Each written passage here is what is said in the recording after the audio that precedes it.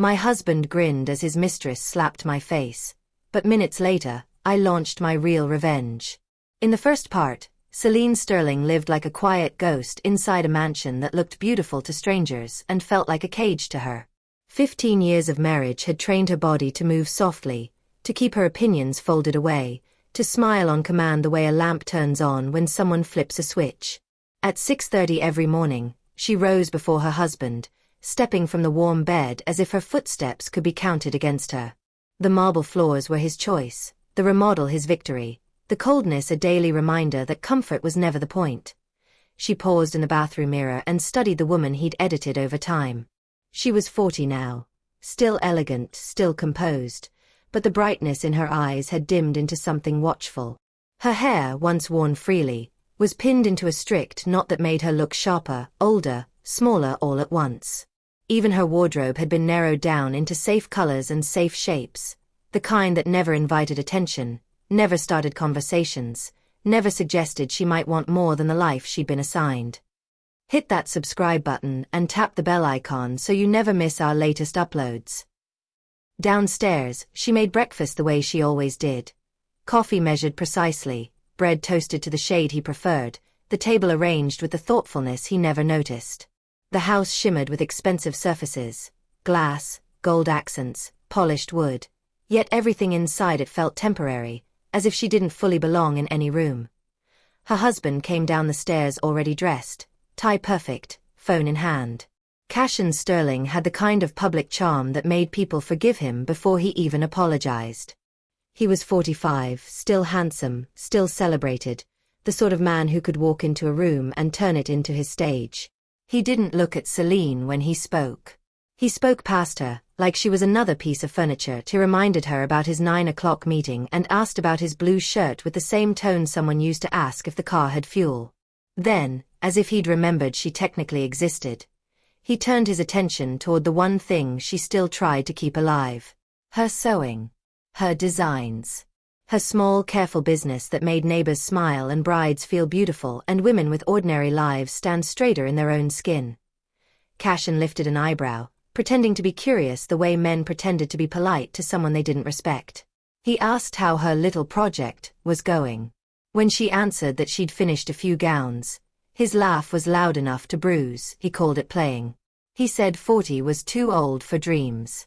He said earning a few dollars from her work wasn't income, it was pocket change, and he delivered each line with that same smile the world adored, his weapon disguised as charm. Selene kept her face calm because calmness had become her armor. She held her hands behind her back so he wouldn't see her fingers curl into fists. When he left, he announced he'd be late for a business dinner.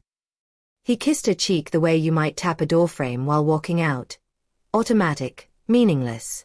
The moment the door closed, the quiet of the house pressed against her in a way that used to feel like loneliness and now felt like permission. For months, something inside Selene had been shifting. Not loudly. Not dramatically. Quietly, like a tide drawing back to expose sharp rocks that had always been there. She began watching. Listening. Collecting details with a patience that surprised even her. Selene's late nights. The extra care he took with his appearance. The way his voice warmed when he spoke into his phone. The way he carried his device like a secret. He believed she was harmless.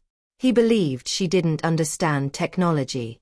He believed she was grateful for the life he'd given her and too timid to question anything. That belief made him careless. One afternoon, Selene hosted colleagues at their home. Selene played the part expected of her, gliding in and out of the room with coffee and small plates, polite smiles, her presence designed to fade. That was when she first noticed Nadine Hart. Nadine was 32 and carried herself like a blade. Sleek, bright, sharpened by ambition. She dressed with intention, spoke with confidence, and looked at Selene with an intimacy that wasn't professional at all. Selene looked back the same way. They didn't touch, but the air between them touched plenty.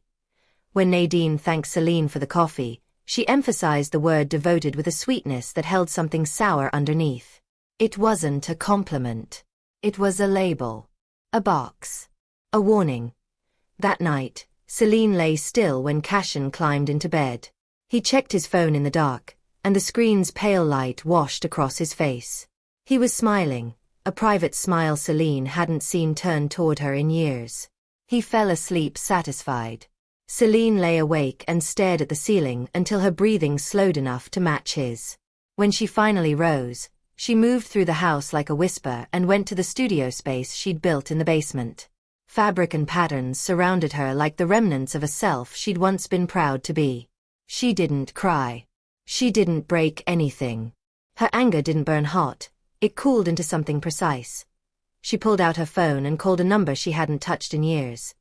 Sierra King answered on the second ring, voice sharp with surprise, then softened by recognition. Sierra had been Selene's closest friend in college. Brilliant, fearless, the kind of woman who never apologized for taking up space. Now she was a respected attorney, the kind people sought when the stakes were high. Selene asked if they could meet. Her voice stayed steady, but her heart moved like a trapped bird. Sierra agreed without asking for details. Some friendships didn't require explanations. They only required a moment of truth. Over the next weeks, Selene lived in two worlds. In daylight, she stayed compliant, predictable, safe. She made breakfast. She nodded at Cashin's criticisms. She smiled when he spoke to her like she was a minor inconvenience in his life. But at night, she became someone else. Someone who read documents, who searched quietly, who learned what Cashin assumed she'd never understand. And then she found the first piece of the hidden foundation beneath their marriage. Cashin left papers on his desk one evening, probably thinking she wouldn't dare touch them. Selene touched them anyway. Carefully. Methodically. What she saw made her stomach drop. Properties. Development land. Contracts tied to assets that were not solely his. Her name appeared in places she hadn't expected. Ownership lines, joint titles, signatures she recognized as her own. For years, Cashin had placed documents in front of her and explained them away as formalities, banking requirements, routine paperwork. She had signed because trust was what wives were trained to do, especially wives who were punished for asking questions. Now she realized trust had been used like a leash. When she met Sierra in a quiet cafe far from Cashin's circles, she slid copies of the papers across the table. Sierra didn't react theatrically. She didn't gasp. She read.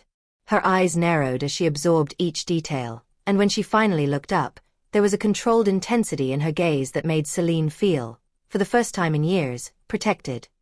Sierra explained what the documents actually meant. Selene had rights. Large rights. Legal rights tied to serious wealth. Not a portion Cashin might choose to give her in a divorce, but ownership he couldn't erase with charm or insults. Worse, better, Cashin's records showed carelessness, loopholes, and overconfidence. He had been so sure of Selene's ignorance that he'd left doors unlocked all over his own empire. Selene listened without blinking. The humiliation she'd swallowed for years didn't disappear. It transformed into fuel. Then Cashin announced an awards gala, an industry night at a grand hotel where he would be celebrated and she would be displayed. He made his expectations clear. She was not to embarrass him. She was not to wear anything that reminded people she had a mind and talent of her own. Selene nodded. And then she went downstairs and began to sew. She chose midnight blue fabric like a sky at the edge of dawn, and she embroidered it with gold detail that caught light like a promise. Every stitch became a quiet declaration, not just of beauty but of control. While Cashin slept, she worked. While he mocked, she measured. While he believed she was small, she built something that would place her in the center of a room that had never looked at her properly. The night before the gala, Cashin wandered into her studio and froze when he saw the finished gown. Surprise flickered across his face before he forced it back into boredom. He muttered a compliment that sounded like reluctance, like it pained him to admit she could do anything well. Selene simply hung the dress with care, turned, and told him, softly, that tomorrow would be special. Cashin heard it as a wife trying to sound excited. Selene meant something else entirely, and the evening of the gala, the Grand Sterling Hotel glittered as if money itself had become architecture. Guests flowed through marble halls under chandeliers that dripped light. Cashin walked with the confidence of a man who believed the world was designed to admire him. Selene walked beside him and felt a strange calm, the kind that arrived when fear had been replaced by certainty. People noticed her. Not because Cashin introduced her with pride, but because she was impossible to ignore. The gown fit her like purpose. The gold embroidery caught candlelight and made it look like she carried her own son. Compliments came from strangers, then from important figures, then from the kind of people Cashin used to make Selene feel unworthy of standing near. Senior industry leader shook her hand and told her she looked stunning. Someone asked where she'd bought the dress. Cashin laughed and tried to reduce her work to a cute little hobby, but Selene lifted her chin and said, clearly, that she had designed and made it herself. The air shifted. People's interest sharpened. Respect, real respect, found her like it had been waiting. Cashin's smile tightened. Nadine appeared soon after, dressed in black, hair sleek, posture confident, and her eyes locked on Cashin with that same possessive familiarity Selene had noticed months ago. Nadine greeted Cashin warmly, greeted Selene with a smile that didn't warm at all, then complimented the dress in a way that turned the word homemade into an insult. Selene returned the comment with politeness so smooth it sounded like grace. But inside, she catalogued every glance, every micro-expression, every moment. Cashin's attention drifted toward Nadine. Dinner, Selene surprised people again by speaking intelligently about the industry. 15 years beside Cashin had taught her more than he understood. She asked questions that made investors nod. She offered observations that made executives pause. Cashin tried to joke that she'd learned by listening in the background, but Selene calmly corrected him. She'd studied on her own. She cared about the legal and financial realities of the world he worked in. She had always cared. She had simply been discouraged from showing it. The longer the night went on, the more Cashin's comfort eroded. Selene felt it in the stiffness of his shoulders, in the way his laughter sounded forced, in the way he kept trying to steer attention back to himself and failing. Later, Selene stepped into the women's lounge to breathe. The room gleamed with gold-framed mirrors and soft lighting, designed to make everyone look flawless. She adjusted her lipstick and told herself she was steady. Then Nadine entered behind her. Nadine spoke with the practiced cruelty of someone used to winning. She stepped close, invading Selene's space, and said Cashin didn't love her. Nadine claimed she offered him passion, ambition, and a future. She described Selene as old furniture, kept out of habit, ignored until it became inconvenient. Selene's face stayed calm, but her heart took each line like a blow. Nadine kept going. She said Cashin had confessed he stayed married only because divorce was complicated. Nadine offered Selene a choice: disappear quietly, take whatever miserable portion she could, and leave before Nadine made her life unbearable. Selene lifted her chin and said Cashin should have the courage to speak for himself. Nadine laughed, then struck.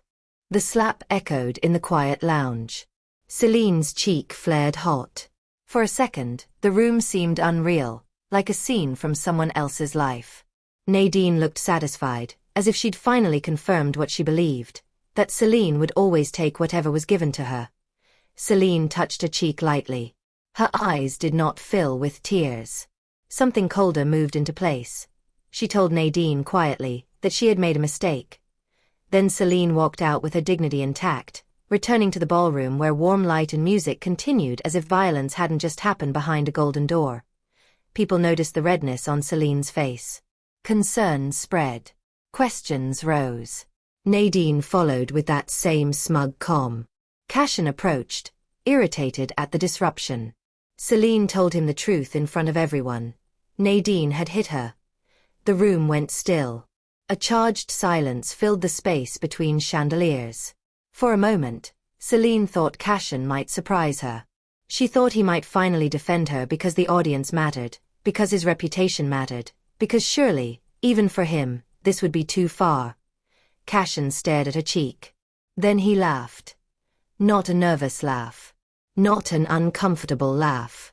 A real laugh, bright and cruel, as if Selene's pain was entertainment. He dismissed her accusation, suggested she'd bumped into something, and then, with a smile meant to land like a final stamp of ownership, he said, loud enough for the nearest circle to hear, that maybe now she would learn her place. Something inside Selene snapped so cleanly it felt like relief. She inhaled, straightened, and answered with a serenity that stunned the onlookers. She agreed calmly that she did need to learn her place. Then she turned and walked out. She didn't rush. She didn't cry. She didn't look back to see who watched or who judged. The driver waited outside, surprised to see her alone, but Selene asked for a few minutes before they left. In the quiet car, she called Sierra. Tonight, she said, they would execute the plan. And when Selene stepped back into the mansion hours later, she didn't go to bed.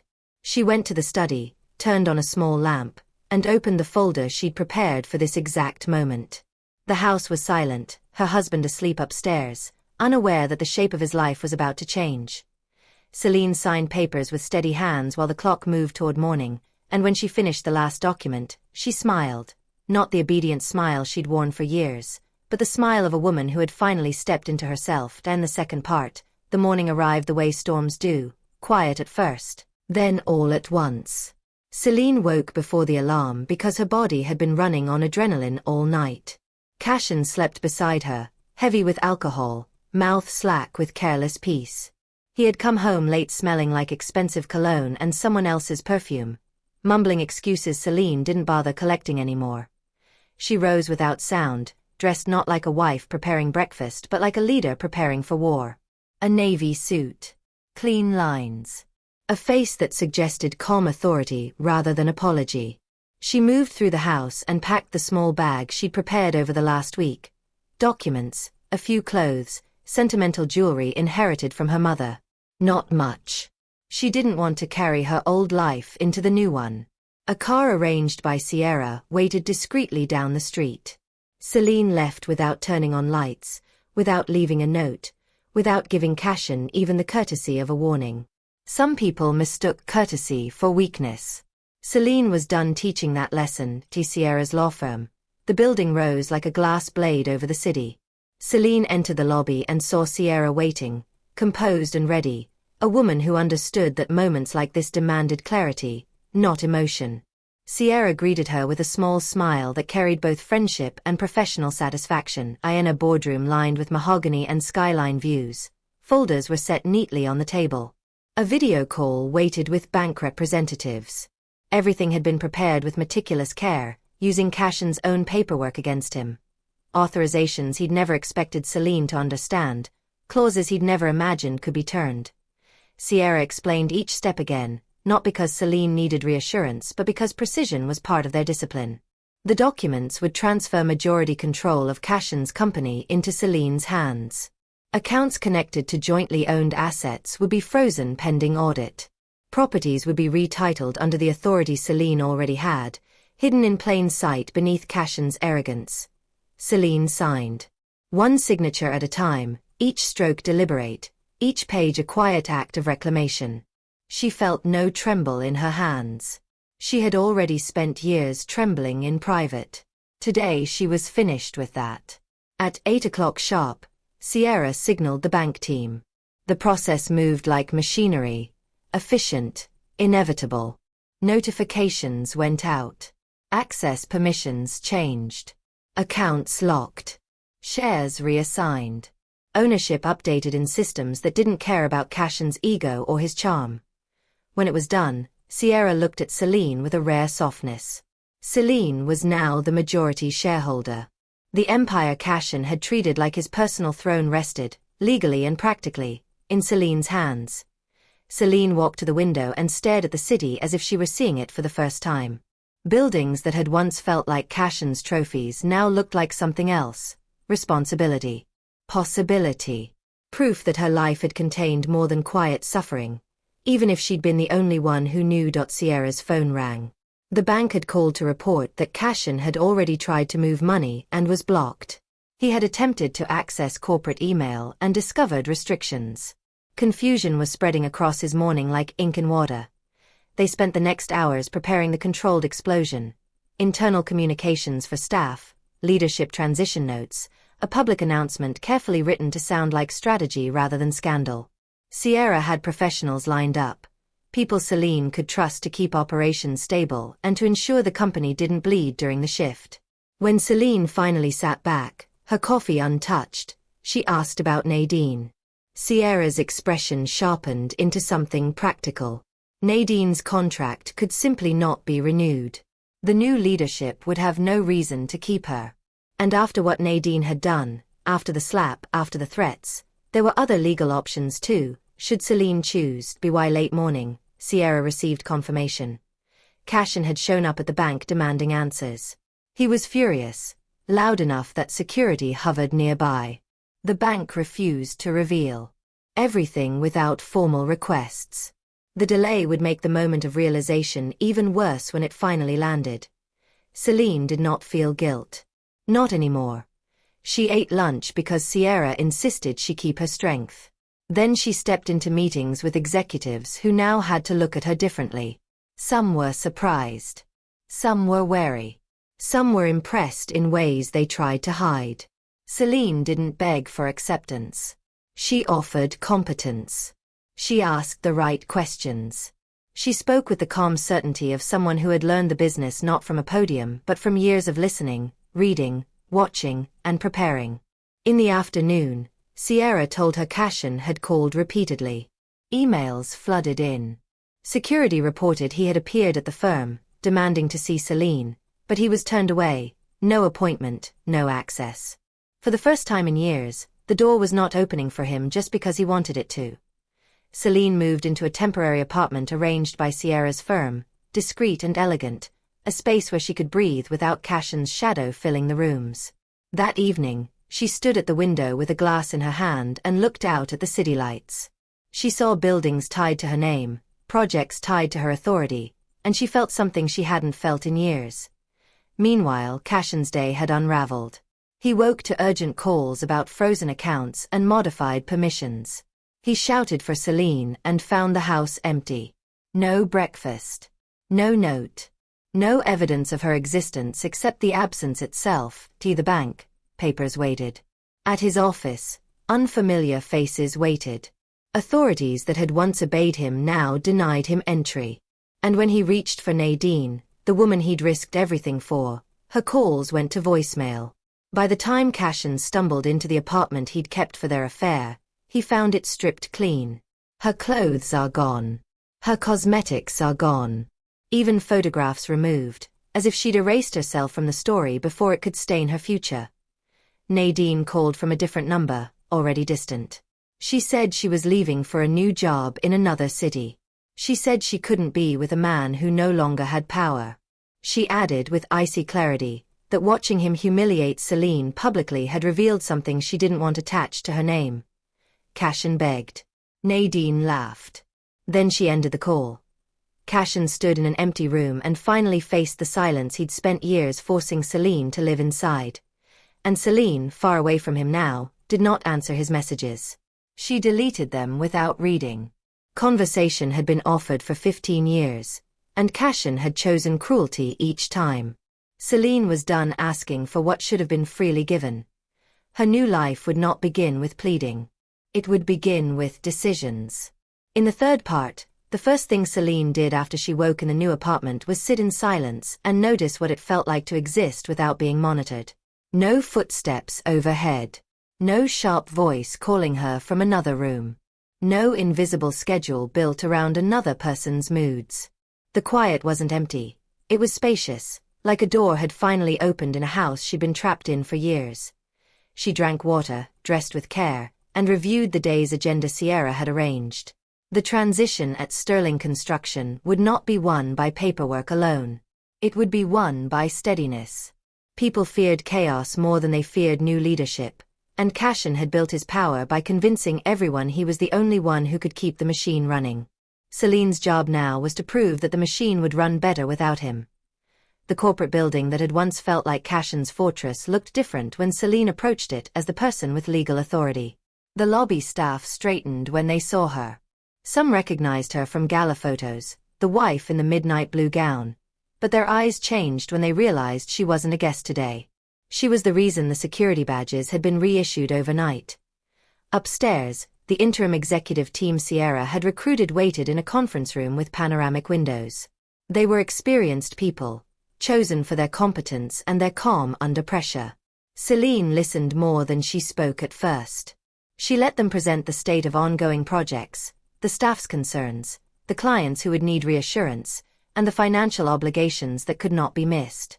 She asked questions that showed she understood the structure behind the glamour. When she didn't know something, she didn't pretend. When she did know, she didn't over-explain. She didn't perform powerfully. She used it. The biggest problem, they told her, wasn't the legal transition. It was Cashin's temperament. He would not accept being removed from his own story. He would find a way to frame this as betrayal, theft, a scandal.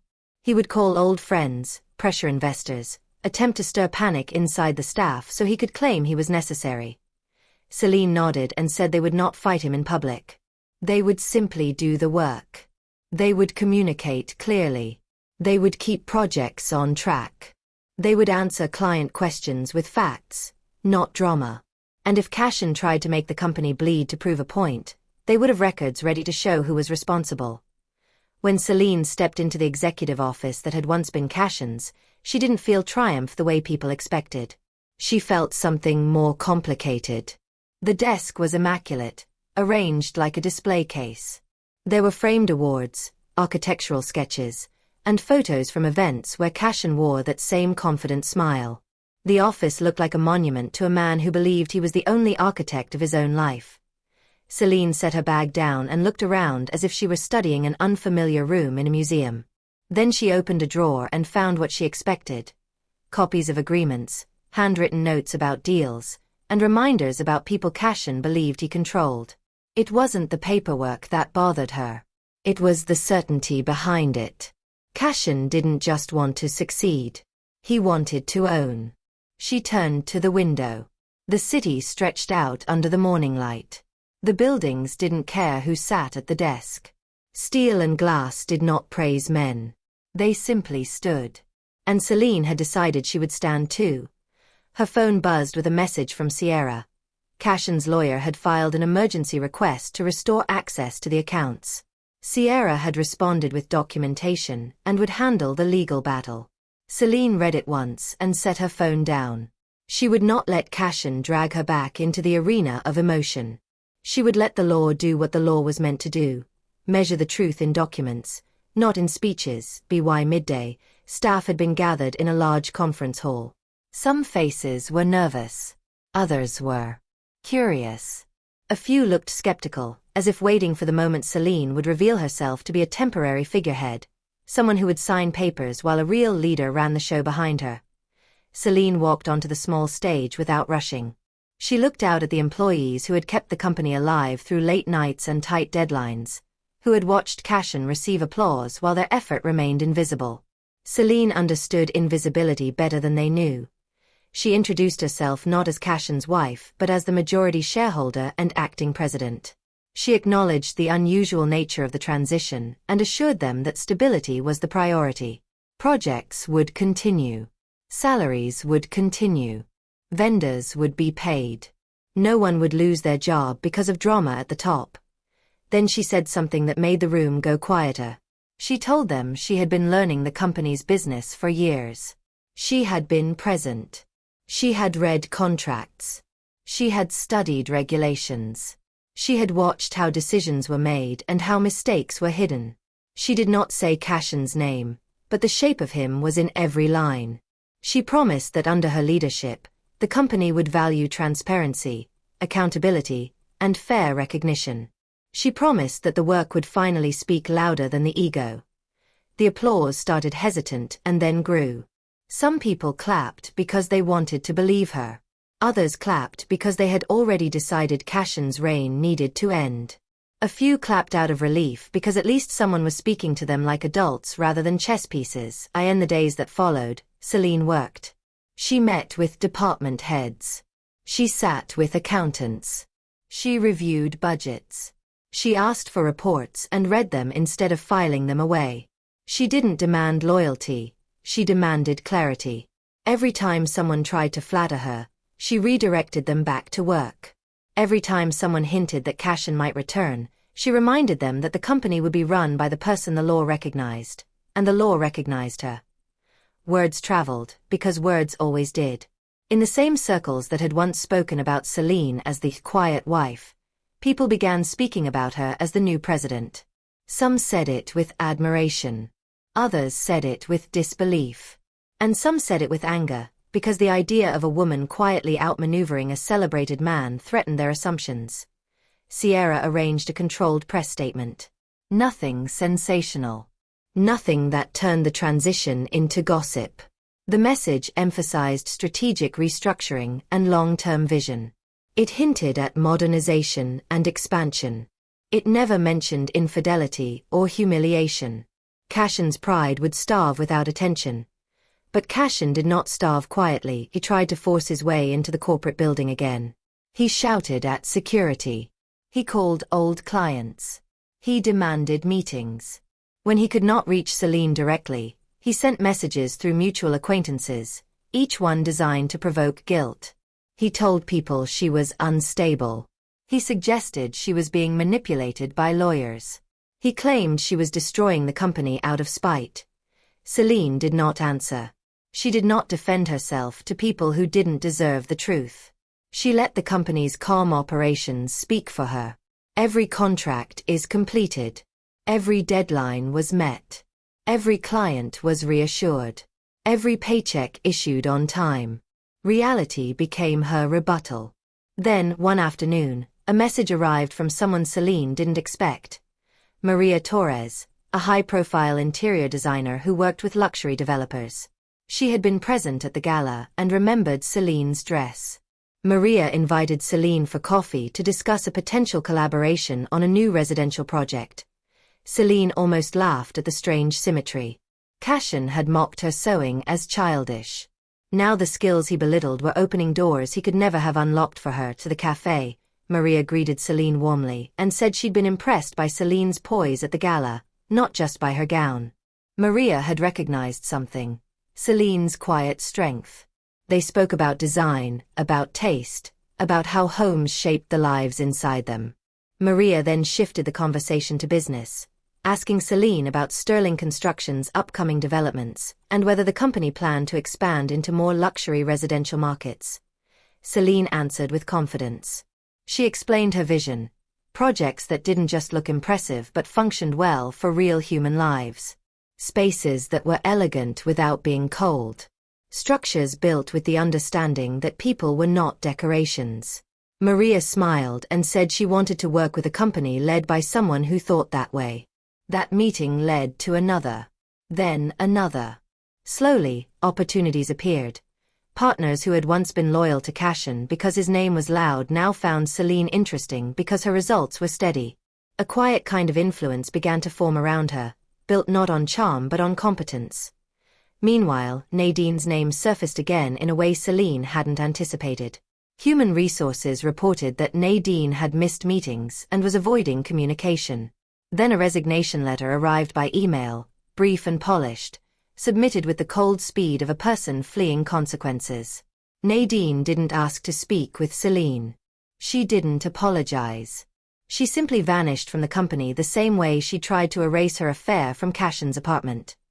Selene read the resignation once and forwarded it to legal. She didn't celebrate. Nadine was not her true opponent. Nadine had been a symptom, a woman who believed power was the only language worth speaking and who assumed cruelty was proof of strength. Cashin, however, was still a problem. That evening, Sierra called with an update. Cashin's lawyer had shifted tactics. They were requesting negotiations rather than emergency court battles. Cashin had begun to understand that he could not bully his way back into ownership. He wanted a settlement, a divorce agreement that would give him money, save his public image, and prevent the details from leaking. Selene listened without interrupting. When Sierra finished, Selene asked one question: what would protect the company? Sierra replied that the simplest solution was an uncontested divorce paired with a confidentiality agreement and a non-compete clause. Cashin could receive enough funds to start over, but he would be barred from competing locally for a set period. The company could move forward without a shadow stalking every deal. Selene agreed. Not because she felt merciful, but because she refused to waste her future on endless war. She wanted Cashin out of her life the way you wanted a disease out of your body. Completely, permanently, without lingering. And yet, part of her wanted one conversation. Not to reconcile. Not to forgive. Not to argue. She wanted to look at him once, calmly, and let him understand that the person he had mocked for years was the person who had ended his reign. She told Sierra she would consider a formal meeting later, after the paperwork was in place. Sierra approved. Timing mattered. Then another invitation arrived, this one larger, stranger, and more public. A national conference focused on women in real estate and development had reached out to Sterling Construction for a keynote speaker. The organizers wanted Selene. They had heard about the leadership transition. They saw a story of empowerment. They wanted her to speak about strategy, investment, and leadership. Selene stared at the email for a long time. She understood that stepping onto that stage would change her life again. It would turn her into a symbol, and symbols attracted both admiration and attack. But she also understood something else. For years, she had been silent in a house that was too large for her voice. Now her voice could become a tool. Not for revenge. For influence. For control over her own narrative. She accepted. Preparation for the conference became another kind of discipline. Selene worked with advisors to craft a speech rooted in facts. She reviewed market data and emerging trends. She built projections. She included lessons on financial literacy and asset awareness, not as slogans but as practical truths. She refused to paint herself as a fairy tale heroine. She would speak as a strategist who had done the work. On the morning she flew out, she stood in her apartment and looked in the mirror. The woman staring back at her did not look like a victim. She looked like someone who had survived long enough to become dangerous in the best way. The conference. The auditorium was full, hundreds of women in suits, dresses, and workwear, the diversity of ambition visible in the way they sat forward, ready to learn. Selene walked onto the stage and felt the lights press against her skin. Applause rose, and for a moment it startled her. Applause was not something she'd been trained to expect. She began with strategy. She spoke about investment patterns, risk management, and long-term planning. She spoke about how markets rewarded patience when patience was paired with preparation. She spoke about how knowledge makes leverage. She did not mention Cashin. She did not mention Nadine. She did not offer melodrama. She offered clarity. Then the questions came, and she knew what everyone wanted. Not just numbers. The story behind the numbers. The human drama behind the corporate shift. A journalist asked how she took control so quickly. Selene answered carefully. It hadn't been quick. It had been years of learning and quiet preparation. Another asked how she balanced personal challenges with professional responsibility. Selene paused, then said that strength often began with one decision: refusing to let someone else define your worth. The applause after that answer was louder. Selene felt something inside her settle into place. She wasn't just steering a company now. She was steering a narrative. After her talk, women approached her in waves, some asking for business cards, others asking for advice, some simply thanking her for proving something they needed proven. Selene listened, smiled, and gave practical encouragement. She did not promise miracles. She promised work. By the end of the conference, opportunities had multiplied. Partnership proposals. International contacts. A dinner invitation with investors from overseas. Selene felt the world opening in directions Cashin had never imagined, because Cashin had never imagined Selene as anything but a quiet accessory. On the final evening, as she stood by a window in a hotel ballroom watching the city glitter below, Sierra called with another update.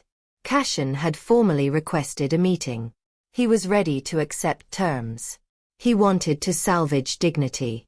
He wanted to keep enough money to rebuild. He wanted confidentiality.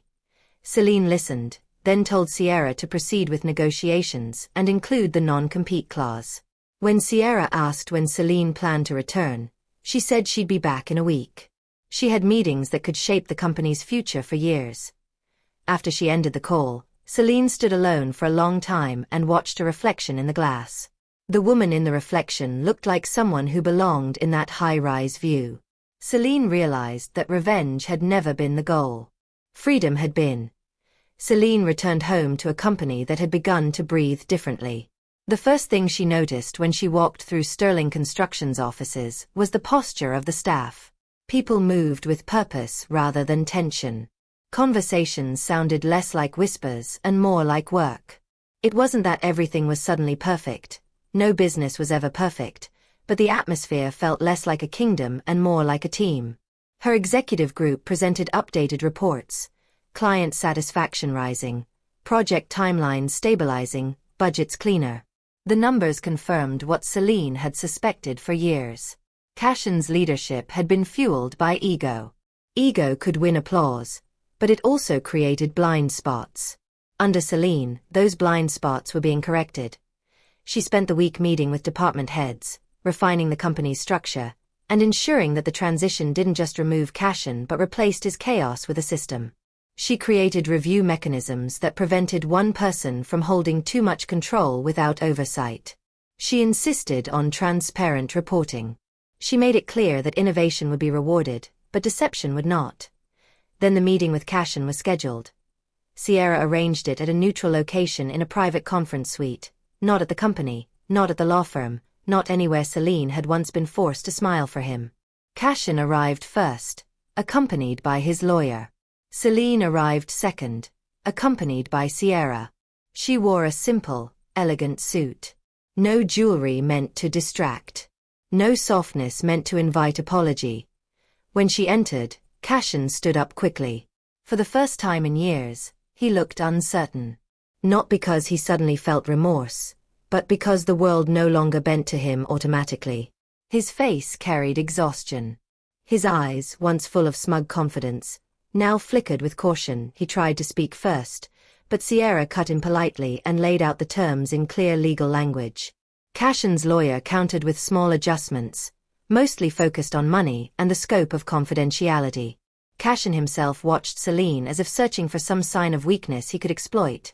Tears, anger, longing, guilt. Selene gave him none of those. When Cashin finally addressed her directly, his voice softened into the tone he used when he wanted something. He said he hadn't realized how serious things were. He said he'd been under stress. He suggested the humiliation at the gala had been misunderstood, that it had been a joke that went too far. Selene looked at him quietly. The silence stretched long enough to make him uncomfortable. Then she said, evenly, that jokes were supposed to make people laugh. What he'd done was not humor. It was cruelty performed for an audience. Cashin's jaw tightened. He tried another angle. He said she didn't have to destroy him. He said she could let him back in, at least professionally. He said the company was his life. He said he built it. Selene answered calmly, that the company had been built by many hands. Cashin had simply made sure the applause landed on his. Then she told him the terms were non-negotiable. Uncontested divorce, confidentiality, a financial settlement sufficient for him to start over, and the non-compete clause. He would not interfere in her leadership. He would not poison the company's relationships. He would not try to use his name to reclaim what he had already lost. Cashin's face hardened. He looked at Sierra as if expecting her to confirm that Selene was being unreasonable. Sierra looked back with professional indifference and said the documents were solid and the terms were generous given the circumstances. Cashin's lawyer whispered something to him. Cashin stared at the table for a long moment, then nodded once, the nod of a man swallowing a bitter truth. He signed. Selene watched the pen move across paper and felt nothing like the satisfaction people wrote about in stories. She felt closure. A door clicking shut. When Cashin slid the papers back, his gaze lifted to her. For a moment he looked like he might say something real. But Cashin had spent too long practicing performance. He couldn't reach authenticity without losing control, and he could not tolerate losing control, so he said nothing. He simply stood and left, escorted by his lawyer, leaving Selene in the conference suite with Sierra and the quiet certainty that the worst chapter of her life was finally ending. The divorce finalized quickly after that. The confidentiality agreement was signed. The non-compete clause took effect. Cashin disappeared from the city's development scene the way a fallen statue was removed overnight. Quietly, efficiently, without ceremony. Selene returned to her work with a focus that surprised even her. She expanded Sterling Construction's portfolio, signing new partnerships, exploring international opportunities, and building a leadership culture that didn't depend on fear. The press began to frame her as a symbol, the quiet wife who became the president, the woman who outplayed a tycoon. Selene refused to feed the sensational narrative. She granted interviews only when it benefited the company's positioning. She insisted discussions focus on strategy, not scandal. Still, whispers persisted. Some critics claimed she had taken advantage of a complex legal situation. Others suggested she was a puppet for lawyers. Selene didn't waste time arguing with them. She responded through results. Months passed. Selene moved into a new home, a penthouse with a terrace that overlooked the city. She filled it with things that made the space feel like hers. Art she chose, furniture that felt comfortable rather than impressive, warm lighting, and a small garden of orchids she tended carefully. She liked orchids because they rewarded patience without demanding attention. They reminded her that beauty could be quiet and still be powerful. One Saturday afternoon, while she watered the plants, her intercom buzzed. The concierge informed her a journalist was waiting downstairs for an interview. Selene hesitated. Then she agreed. The journalist was experienced, polite, and sharp. She asked about expansion plans, leadership philosophy, and how Selene built trust within a company after such a dramatic shift. Selene answered with measured confidence. She spoke about systems, about transparency, about long-term thinking. After an hour, the journalist leaned forward and asked the question Selene knew would come. Some people, the journalist said, believed Selene's rise wasn't earned. They thought she'd simply benefited from a legal loophole. How did she respond? Selene looked at the orchids, then back at the journalist. She said the bias in that question revealed the problem. People wanted to believe women's success was accidental, convenient, borrowed. But Selene's work had never been borrowed. It had simply been unacknowledged. She said she had been involved, indirectly and quietly, in the company's growth for years. Not as a signed executive, but as a mind that observed and learned. When she stepped into leadership, it wasn't because she had suddenly become capable. It was because she had finally stopped pretending she wasn't. The journalist asked about timing. Selene answered that timing was never luck. Timing was a preparation meeting opportunity. She said she didn't wait for the perfect moment. She calculated it. When the journalist left, Selene stood alone on the terrace as the sun lowered into evening. Sierra texted. The divorce was officially finalized. Selene was legally free. Selene read the message and set her phone aside. Freedom had not started with paperwork. Freedom had started the night she decided she would no longer be invisible. She watered the orchids again, careful and precise, and watched the city lights begin to blink one by one. They looked like possibilities. Selene's life settled into a rhythm that was both unfamiliar and deeply satisfying. Mornings began with choices rather than obligations. Work was demanding, but it was her work, tied to her vision rather than someone else's control. Even the hard days, negotiations that stretched late, crises that required quick decisions, felt cleaner than the old life, because difficulty was different from humiliation. Her reputation grew steadily. Not like a celebrity's, loud and fragile, but like a builder's, rooted and structural. Partners knew she was reliable. Employees knew she was fair. Competitors began to take her seriously, though some still resented what she represented, a woman who had refused to remain in the role assigned to her. Selene did not pretend the transformation was magical. She had nights where she woke suddenly, heart racing, expecting to hear Cashin's voice. She had moments where a sharp remark from a stranger made her flinch because her body remembered the old training. Trauma didn't vanish because you won. It faded when you built something better around it. So she built. She invested in mentorship programs for young professionals in the company, especially women who had been overlooked. She insisted on clear pathways for promotion. She encouraged staff to speak up about unethical practices without fear. Slowly, Sterling.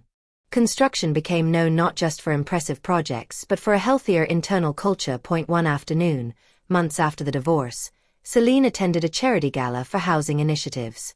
She stood near a display of architectural renderings and listened to donors talk about community impact. A man approached her and introduced himself as a regional developer. He said he'd admired her recent projects and wanted to propose a joint venture. Selene listened, asked questions, and then accepted a meeting. It was a simple exchange, but it struck her afterward how far she had come. Once she'd stood at events like this silently beside Cashin, smiling as if she were part of the decoration. Now she was the person people approached with proposals. Now she was the one holding authority. Later that night, she returned home and sat on her terrace, watching the city breathe under the stars. Her orchids had bloomed again, petals opening like small victories. She realized she had finally learned what her place was. Her place was not behind someone, not beneath someone, not waiting for permission. Her place was wherever she chose to stand.